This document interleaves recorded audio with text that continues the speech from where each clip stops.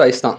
So சில பேர் பார்த்தீங்கன்னா நிறைய தம் அடிப்பாங்க, நிறைய தண்ணி அடிப்பாங்க.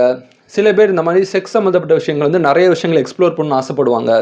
ஸோ இது எல்லாமே அவங்கவுங்களோட பர்சனல் சாய்ஸ் தான். ஸோ அவங்க பண்ணுறது பண்ணாதது அவங்களோட விருப்பம் தான். அப்படிங்கிற மாதிரி இந்த இந்த படத்தில் வந்து சொல்லியிருப்பாங்க. ஸோ எது பண்ணாலும் சேஃபாக பண்ணணும் அப்படிங்கிறது தான் ரொம்ப முக்கியம்னு சொல்லலாம். ஸோ தமிழில் கூட ஒரு அழகான ஒரு பழமொழி சொல்லுவாங்க, அளவுக்கு மீறினால் அமிர்தமும் நஞ்சும்பாங்க. ஸோ எது பண்ணாலும் ஒரு லிமிட்டாக பண்ணால் ஒரு பிரச்சனையும் கிடையாது.